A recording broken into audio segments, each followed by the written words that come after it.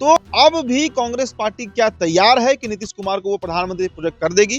क्या इसी का ऑफर दिया गया है बंद कमरे में नीतीश कुमार को? 1.5 घंटे तक नीतीश वहां पर रहते हैं और ये भी खबर है कि नीतीश कुमार की वहां पर मुलाकात कांग्रेस के एक बहुत बड़े लीडर से होती है। बड़े लीडर की मैं चर्चा कर रहा हूं। नीतीश कुमार के जो 4 आंख और कान हैं, मतलब बिहार में कहिए तो अशोक चौधरी और विजय चौधरी, और दिल्ली में कहिए तो संजय झा और ललन सिंह, चारों नहीं थे, चारों के चारों वहां नहीं मौजूद थे। नीतीश कुमार के अंदर से अभी तक इस देश का प्रधानमंत्री बनने का जो एक भूख है, जो जिन है, वो निकला नहीं है। 120 सीट देने को भाजपा तैयार है जदयू को, 120, लेकिन अब उधर से मांग हो रही है 140 सीटों की। जेडीयू जो है वो 140 सीट मांग रही है और बीजेपी 120 तक पहुंच गई कि 120 हम देंगे। सोर्सेस इस बात को कंफर्म कर रहे हैं। बिहार के मुख्यमंत्री नीतीश कुमार पिछले 24 घंटों से दिल्ली में है। देखिए, दिल्ली में जाने के बाद उसे पहले से ही जब नीतीश कुमार की गाड़ी पटना से निकलती है और बिहार में यह चर्चा का विषय बन जाता है कि नीतीश जो है वो गुपचुप दिल्ली क्यों निकल रहे हैं। उसके बाद ये तस्वीरें आती हैं कि पूर्व प्रधानमंत्री डॉक्टर मनमोहन सिंह को श्रद्धांजलि देने जो है नीतीश कुमार निकले हैं। लेकिन यह भी खबर चलती है कि उसके बहाने नीतीश कुमार की कोई और चाल है। बिहार में यह खबर भी दौड़ पड़ती है कि अब क्या एनडीए से नाता तोड़कर नीतीश कुमार महागठबंधन का दामन थामेंगे? क्या दिल्ली जाकर वह कांग्रेस के बड़े नेताओं से भी मिलेंगे? और बिहार में यह खबर चल रही है। बिहार में सियासी उथल पथल तो मचा ही हुआ है। लगातार पिछले 5-6 दिनों से सोशल मीडिया पर एक और भी खबर चल रहा है कि नीतीश कुमार ने इस्तीफा दे दिया है। कई लोगों ने हम लोग को फोन करके भी पूछा है कि क्या यह खबर सही है, लेकिन यह खबर जो है वह फेक था और एक वीडियो जो तैर रहा है वह पूरी तरह जो है भ्रामक है। तो कहीं ना कहीं नीतीश कुमार के दिल्ली जाने और दिल्ली में कहीं बड़े नेताओं से बातचीत करने का जो कह सकते हैं कि जो खबर है वो पूरे बिहार में चर्चा का विषय बना हुआ है। देखिए, तमाम मुद्दों पर बातचीत करने के लिए मेरे साथ मेरे सहयोगी उदित तारण मौजूद हैं। उदित जी, नीतीश कुमार दिल्ली जाते हैं, गुपचुप तरीके से वो दिल्ली निकलते हैं, लेकिन वीडियो सामने आ जाते हैं। हमारे सहयोगी रत्नेश गए भी हुए थे, फुटेज भी सामने आई थी कि नीतीश कुमार गुपचुप जो है दिल्ली निकल रहे हैं। आखिर दिल्ली में जाने का 1.5 घंटे मनमोहन सिंह के श्रद्धांजलि में रहने का, ये तमाम चीजें किस ओर इशारा कर रहा है? देखिए, हमारा जो थंबनेल दिया है कि क्या दिल्ली से पटना लौटते नीतीश देंगे इस्तीफा, इसका कारण समझिए। नीतीश कुमार दिल्ली में है, ये कोई खबर नहीं है। कि तो हमने परसों शाम में ही चला गया था, जैसे ही उनकी गाड़ी यहाँ से निकली हमने इस पर विश्लेषण किया था कि वहाँ किससे मिलेंगे, क्या उनका मतलब आगे वो क्या करने जा रहे हैं। लेकिन इस बीच एक ये खबर आ रही है शुभम कि मनमोहन सिंह को श्रद्धांजलि देने उनके आवास पर गए थे नीतीश कुमार। बहुत नॉर्मल प्रक्रिया है, लेकिन उस मुलाकात के बाद जो खबर है वो हम बता रहे हैं। 1.5 घंटे तक नीतीश वहां पर रहते हैं और ये भी खबर है कि नीतीश कुमार की वहां पर मुलाकात कांग्रेस के एक बहुत बड़े लीडर से होती है। बड़े लीडर की मैं चर्चा कर रहा हूं। अब ये संशय पैदा कर रहा है, मुलाकात हुई है, ये पक्की खबर है। 2 बात इसमें और जोड़ लीजिए। नीतीश कुमार के जो 4 आंख और कान हैं, मतलब बिहार में कहिए तो अशोक चौधरी और विजय चौधरी, और दिल्ली में कहिए तो संजय झा और ललन सिंह, चारों नहीं थे, चारों के चारों वहां नहीं मौजूद थे। अशोक चौधरी के साथ तो चलिए समझ में आता है, कल उनके समधी जो है आचार्य किशोर कुणाल, उनका निधन हो गया, तो वो बड़ा स्वाभाविक है कि वो नहीं जाएंगे। लेकिन विजय चौधरी को भी साथ नहीं ले गए नीतीश कुमार। और दिल्ली से खबर ये आ रही है कि संजय झा और ललन सिंह कल दिल्ली में मौजूद नहीं थे। तो क्या नीतीश कुमार ने प्लान ही ऐसे समय पर बनाया दिल्ली जाने का? क्योंकि आप याद कीजिए, 25 दिसंबर को दिल्ली में एनडीए की एक सर्वदलीय बैठक हुई थी, बड़ी बैठक हुई थी अटल बिहारी वाजपेयी के जयंती के दिन। पूरा एनडीए पहुंचा था, 2-3 लीडर को छोड़ दीजिए, एक अजीत पवार नहीं पहुंचे थे, एक चिराग नहीं पहुंचे क्योंकि चिराग अभी अमेरिका दौरे पे है, और एक नीतीश कुमार नहीं पहुंचे। तो अजीत पवार भी नहीं पहुंचे तो इसके पीछे कारण था। लेकिन नीतीश का वहां नहीं जाना बहुत बड़ा सवाल है, बहुत बड़ा सवाल है। और वही नीतीश ठीक 2 से 3 दिनों बाद दिल्ली पहुंच जाते हैं बिना किसी को वो कुछ बताए और चले जाते हैं मनमोहन सिंह के श्रद्धांजलि सभा में, और वहां जाकर वो कांग्रेस के एक बड़े लीडर से मुलाकात करते हैं। अब देखिए, इस बीच दिल्ली में इसकी भी चर्चा हो रही है कि क्या कांग्रेस पार्टी की तरफ से कोई बड़ा ऑफर दिया गया है नीतीश कुमार को। बड़ा ऑफर क्या हो सकता है? देखिए, मैं बार बार कहता हूं, नीतीश कुमार के अंदर से अभी तक इस देश का प्रधानमंत्री बनने का जो एक भूख है, जो जिन है, वो निकला नहीं है।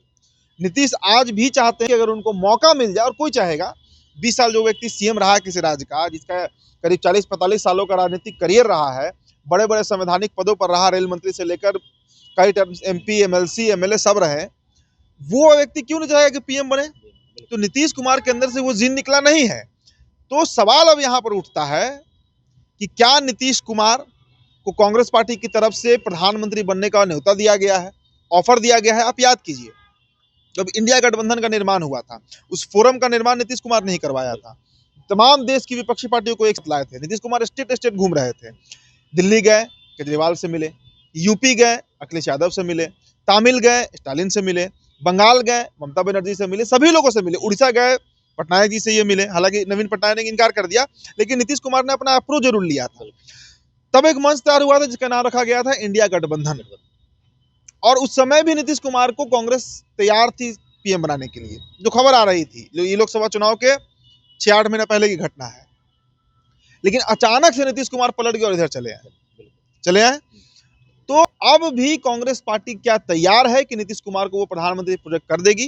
क्या इसी का ऑफर दिया गया है बंद कमरे में नीतीश कुमार को? क्योंकि अगर ऐसा होता है, इसीलिए हम चर्चा कर रहे हैं कि क्या पटना आने के बाद नीतीश कुमार सच में इस्तीफा देंगे?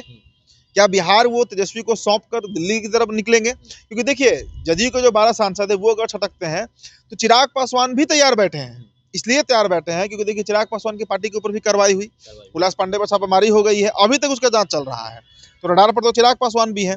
चंद्रबाबू नायडू के पास भी 16 सांसद हैं, तो 16, 5, 21 चिराग पासवान के और 12, 33 सांसदों का साथ अगर कांग्रेस पार्टी को मिल जाए और तमाम विपक्षी दल एक साथ आ जाए तो सरकार तो दिल्ली में बन ही सकती है, बीजेपी की सरकार गिर सकती है। तो संभावना तो है, इस बात से हम इनकार नहीं करेंगे। तो नीतीश कुमार के हाथ में ही सब कुछ है, मतलब चित और पट, हेड और टेल, दोनों के दोनों जो है ना वो नीतीश कुमार के हाथ में है। नीतीश कुमार कई मामलों पर असंतुष्ट भी है बीजेपी से। वक्फ बोर्ड का मामला ले लीजिए, अभी अम्बेडकर साहब का जो मामला हुआ, कई मामले हैं जिस पर नीतीश कुमार विरोध में है बीजेपी के। मानसिक तौर पर दोनों पार्टियां, दोनों आइडियोलॉजी जो है, नीतीश कुमार की समाजवादी आइडियोलॉजी और बीजेपी की जो संघ की आइडियोलॉजी, मैच नहीं कर पा रही है। इसलिए दिल्ली नीतीश कुमार का ये दौरा बहुत अहम है। तो क्या चर्चा ये है कि क्या नीतीश कुमार जो बिहार विधानसभा चुनाव 2025 का जो सीट शेयरिंग का मामला है, वह चिंता नीतीश कुमार को है, या फिर अमित शाह का वो बयान जिसमें बिहार विधानसभा चुनाव के बाद? अमित शाह का बयान कोई बहुत मायने नहीं रखता है। इस तरह का तो वक्फ बोर्ड पर तो बहुत बड़ा मामला उठा था, कहाँ नीतीश उस पर उतना एग्रेसिव हुआ। हाँ, ये भी एक खबर है, देखिए आपने सवाल पूछा तो मुझे याद आ गया, ये भी एक खबर है, सोर्सेस इस बात की पुष्टि करते हैं कि 120 सीट देने को भाजपा तैयार है जदयू को, 120, लेकिन अब उधर से मांग हो रही है 140 सीटों की। जेडीयू जो है वो 140 सीट मांग रही है और बीजेपी 120 तक पहुंच गई कि 120 हम देंगे। सोर्सेस इस बात को कंफर्म कर रहे हैं। हालांकि कितने सीटों पर डील होगी ये बात की चीज है, गठबंधन रहेगा या नहीं रहेगा ये भी बात का चीज है, लेकिन चर्चा इस पे है कि बीजेपी 120 और जेडीयू 140 पर अड़ी हुई है। अब देखिए, मेन मसला जो है ना शुभम, यही है जो आप बता रहे हैं, विधानसभा सीट शेयरिंग को लेकर ही पेच फंसा हुआ है।